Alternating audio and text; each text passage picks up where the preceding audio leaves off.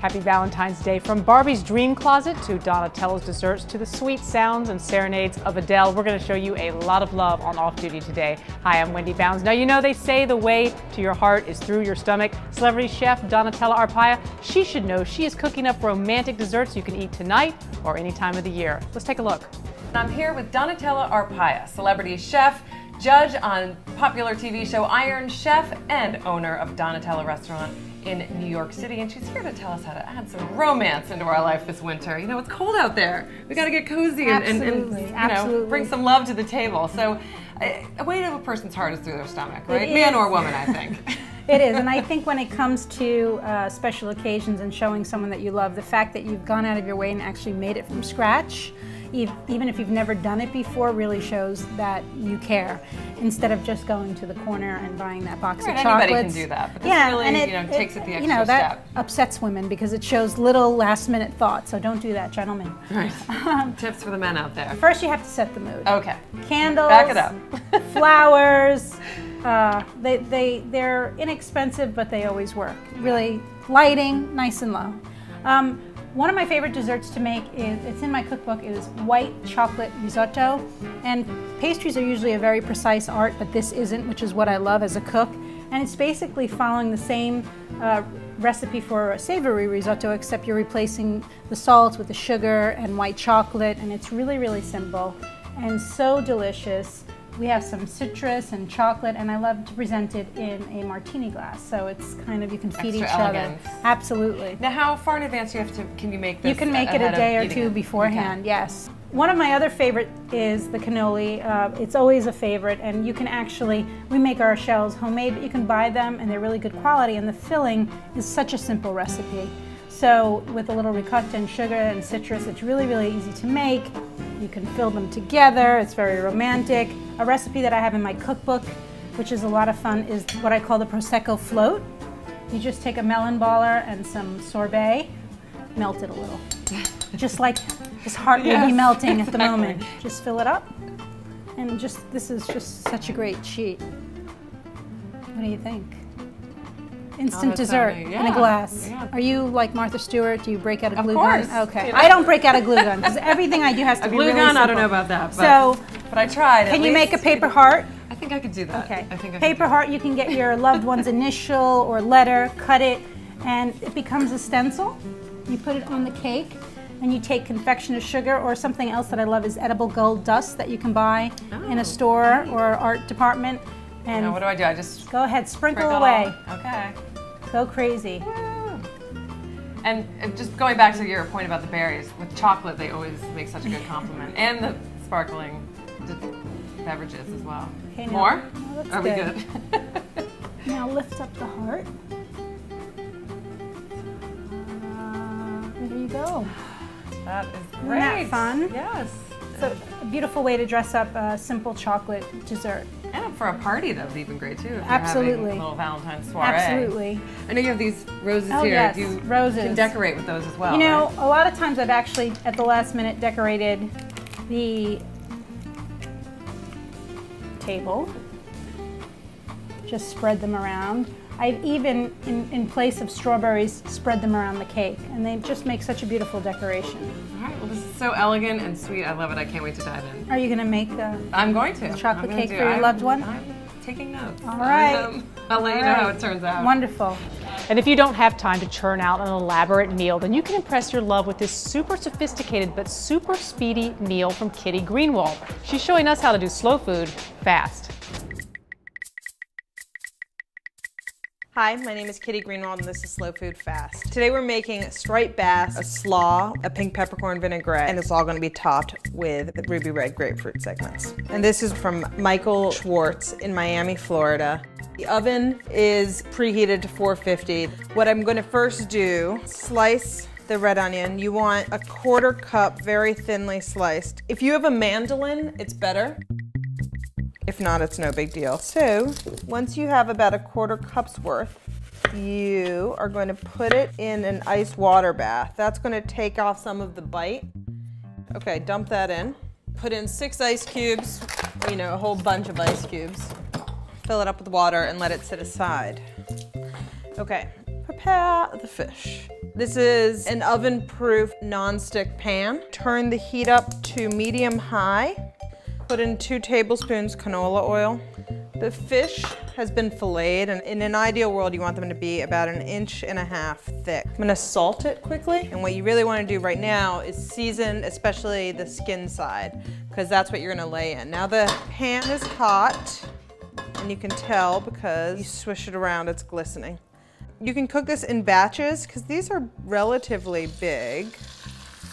While that cooks, I'm going to get the vinaigrette ready. It's super simple to make. 1.5 tablespoons pink peppercorns, put it in.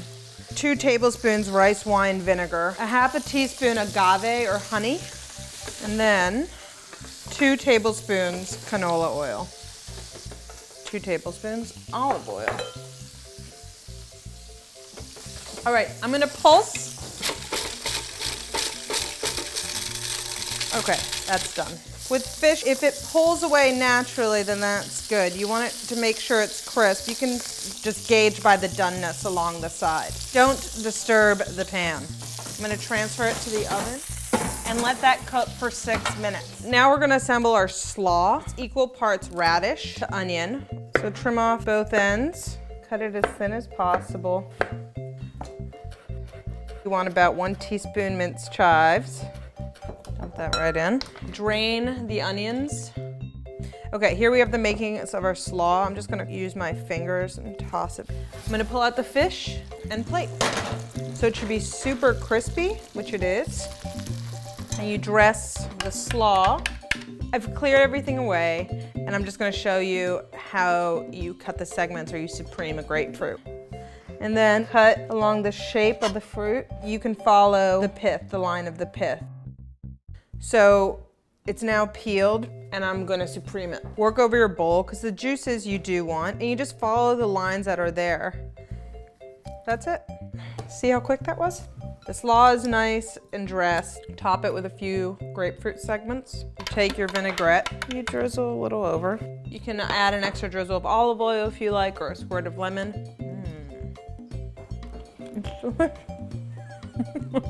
And make sure you tune in here every Tuesday for Kitty's Slow Food Fast recipes.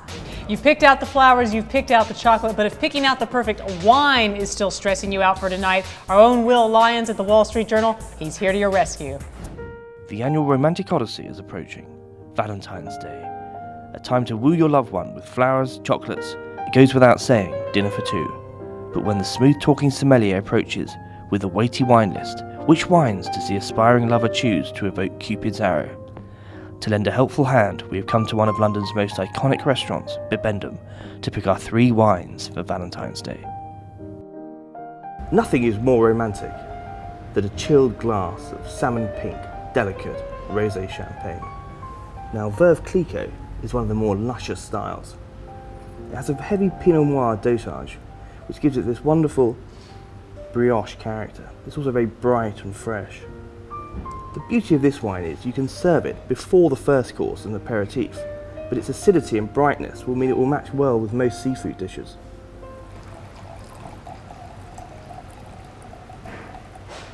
Now, red wine is a vital part of any Valentine's Day celebration. After all, a glass of red is good for the heart. And before the main course arrives, you might want to order this particular example, Santa Moore from Beaujolais. Get the joke? What a wonderful bouquet here. It's a 2009 vintage, which has been described as the best for 40 years, a once-in-a-lifetime vintage to try. And it has these wonderful aromatics. They're filling up the room with spice and red fruit there. This will be a wonderful accompaniment to quite a heavy dish, such as shoulder of lamb.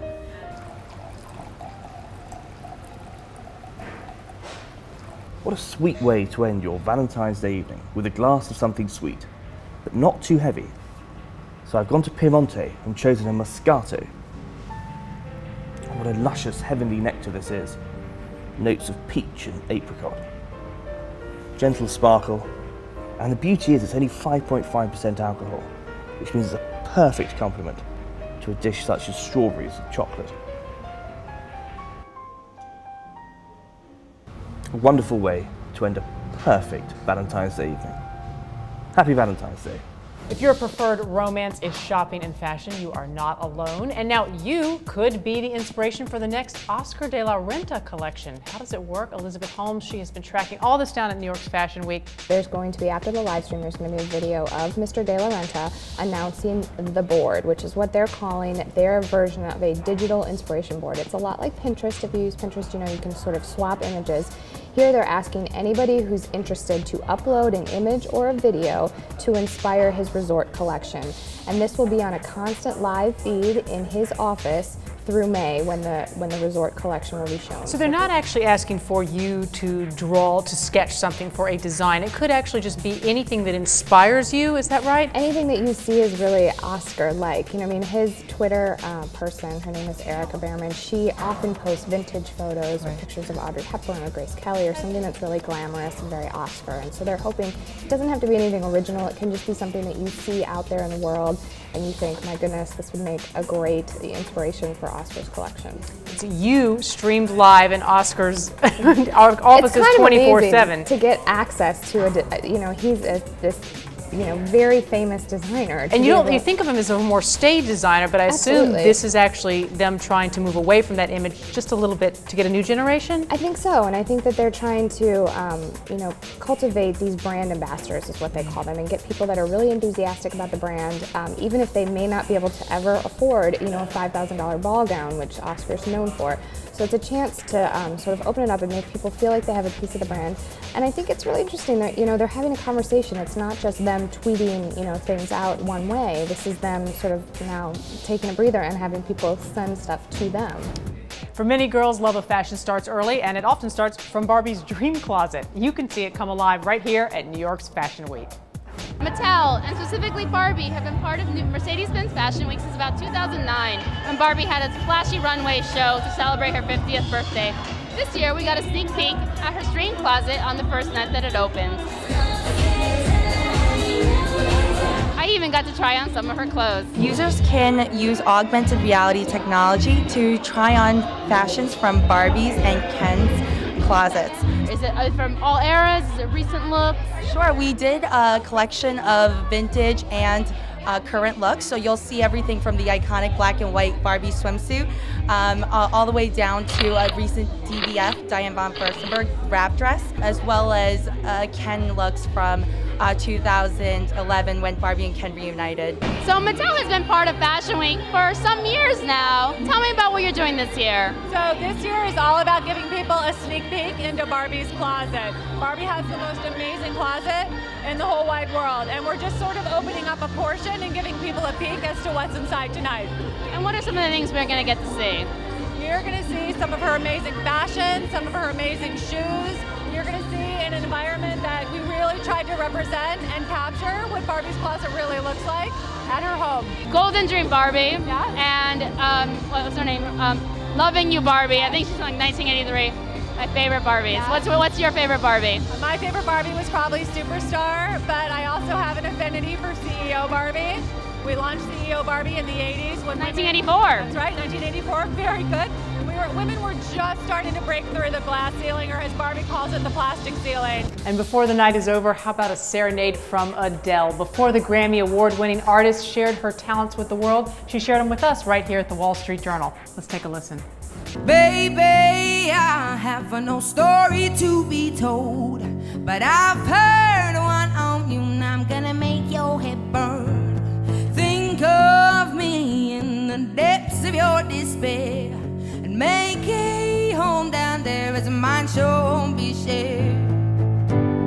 The scars of your love remind me of us. They keep me thinking that we almost had it all. The scars of your love, they leave me breathless. I can't help feeling we could have had it all. Rolling in the deep, you have my heart and soul.